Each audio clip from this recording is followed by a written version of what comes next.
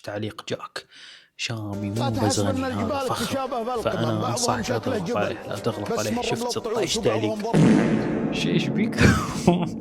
شهد المطيري جدا جدا جدا تحب الشام. روح شوف الفيديو الطويل، اول دقيقة انا ايش قلت ما اعرف، انا ما عندي اي تعليق.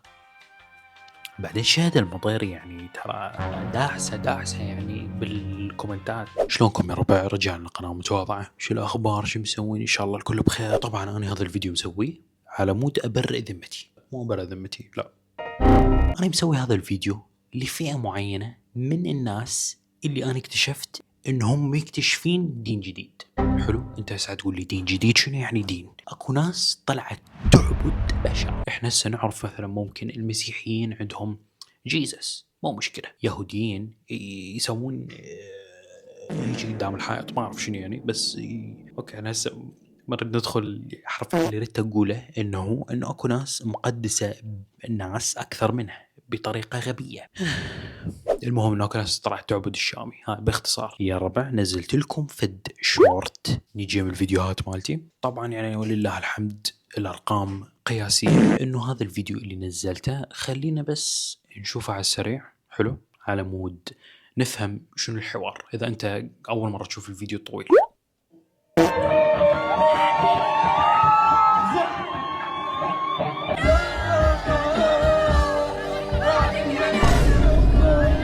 هاي منو عايش فيها؟ عايش شنو؟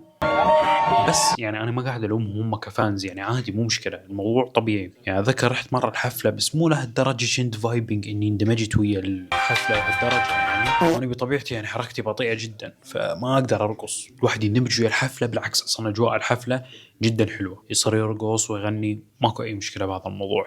بس نكت بكل مكان. وضحت النقطة اللي أريد أقولها، إنه أنا ما قاعد أهاجم، بس ردة فعل الفانز مالت الشامي. يعني أنا شنو قلت بالفيديو نفسه بالشورت، خلينا نقول الشورت، أنا لا سبيت البني آدم ولا غلطت عليه للشامي نفسه اللي هو الأساس، ولا إنه خلينا نقول تحدينا عليه أو قلنا فد شيء غلط عليه. هذه أول نقطة. ثاني نقطة، أنا إذا حنتقد شخص أو حنتقد فد شيء حنتقد التصرف مالته مو البني آدم نفسه. يعني ولا مرة حتسمعني أقول ها عيونك بشعة، خشمك بشع، أو أنت دب، أنت أوكي. الدبوبة ممكن شوي نتمسخر عليهم لأنه يعني هاي شغلة تقدر تغيرها، فالواحد يقدر ينتقد الشغلات اللي أنت تقدر تغيرها أو تصرفاتك. غير هيجي خلينا نروح على أول فيديو أو الفيديو الأساسي اللي تقدر أنت تدوس هاي. أنا ليش حاط لينك للفيديو الطويل؟ حلو، مجرد خلينا ندوس نشوف شنو أنا قلت بأول الفيديو. بما انه انت هسه شفتوني قاعد استعرض الساعة مالتي وانطيكم النظرات الخطيرة، تعرفون من هم عنده نظرات خطيرة؟ أنا أموت على الشامي وش قد هو بني آدم صغير بالعمر وناجح. الشامي عمره 24 سنة، يعني أكبر مني بسنة، والإنجازات اللي حققها البني آدم بصراحة جميلة جدا. يعني الولد لازم نحييه على الإنجاز اللي سواه، وش قد هو اللي وصل لليفل معين من الشهرة انه البني ادم معروف بكل الدول العربية، ما اتوقع دول خليجية كلش. دقيقة واحدة بس من الفيديو ودخلت على طول بالسالفة وقلت انه هو بني ادم ناجح واحنا قاعدين ننتقده على فد شيء سيء هو سواه. انا بس قاعد اراويك الادلة التي تدل انه اني مو بني ادم سيء. غير هيك يا الربع، خلينا نروح الى، لا خلينا نرجع ورا. هذا فيو احسن للكومنتات. الشيخ شو يقول لك؟ لاحظ لي شلون كلهم بنات و يعني تحسهم هيجي، يعني هيجي قاعد. لا شو السالفه؟ تحسهم كلهم بنات عمرهم 10 الى 14 سنه. شاف الفيديو هذا وعلى طول على طول الاله شام استغفر. واحد ما يريد يكفر. عندك حنان قالت لك ما خدناش رايك. حلو جدا، التوه بنفسكم وعوفوا الناس بحالها. كلام جميل. اتفق وياه. على ريم رحيم اخوي، شو دخلك؟ خلك بحالك تمام. حب وحنان قد الدنيا. اخ وش الكرنج هذا؟ منو بعد يقول حب وحنان؟ عشان تعرف انت الشامي محبين كثير، واذا غلطت عليه حتى لو بكلمة واحدة ما راح يرحموك زي ما كتبت لك، وانا احبه وش فيها الناس كلهم يحبوه، أي غلط يا ويلك وسط 16 تعليق جاك.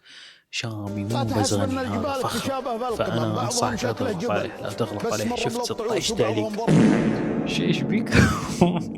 شهد المطيري جدا جدا جدا تحب الشام. روح شوف الفيديو الطويل، اول دقيقة انا ايش قلت ما اعرف، انا ما عندي اي تعليق.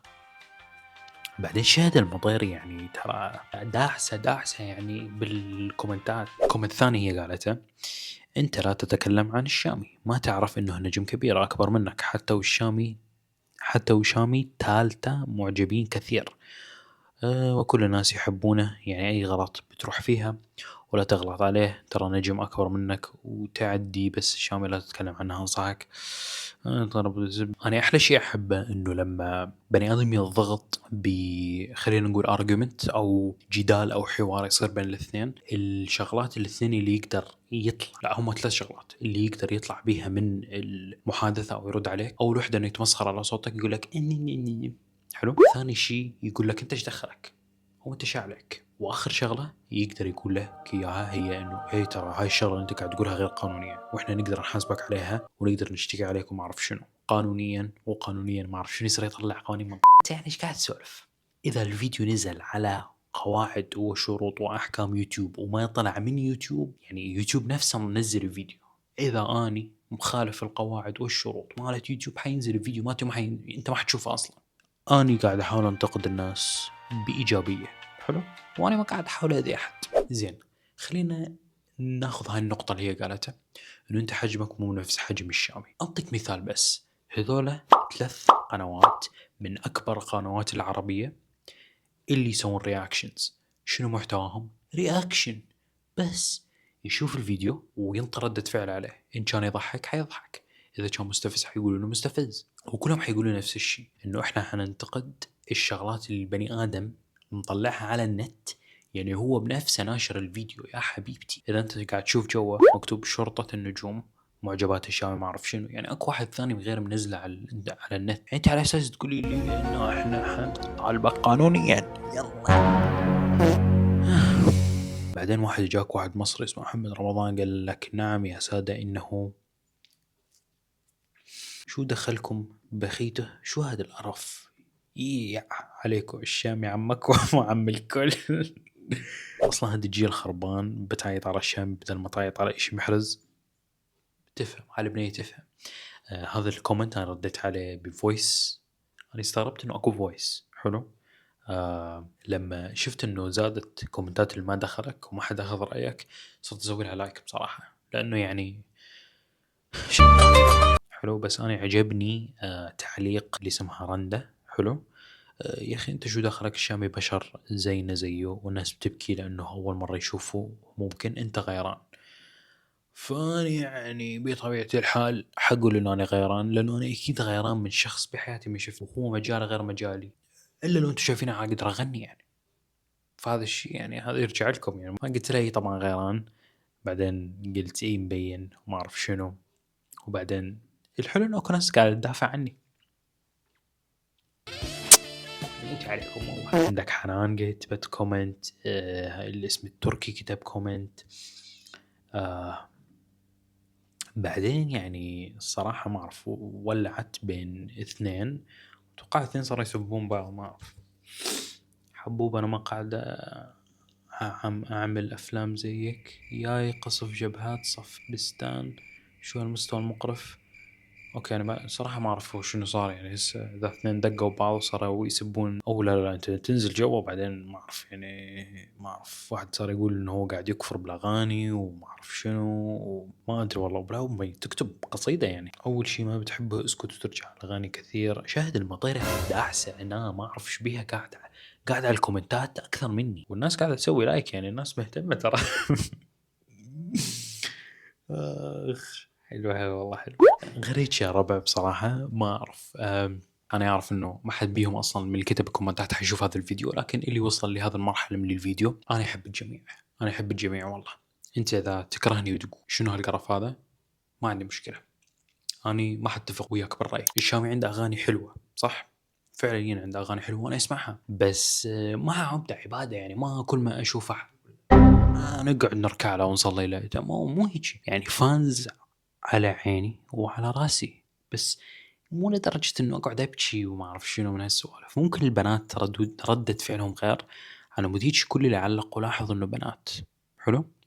وأنتم معذورين، بس تكبرين وتفهمين شنو معنى الحياة وتصيرين عمرك 18 19 يلا تعالي جادليني. وهذا الكلام اللي انت قلتيه ما تقدرين تجادليه ببني ادم بالواقع. مجرد تحليل من عندي. انا ما اعرف، انا حاسس انه ما حد يقدر يجي يجادل بالواقع. غير انا ما عندي مشكله. اللي موجود هنا اكتبوا بالكومنتات. طريقه اقدر اتواصل وياكم بها، انستغرام، ايميل، اي شيء. وانا شخصيا حادخل وياك بنقاش حلو.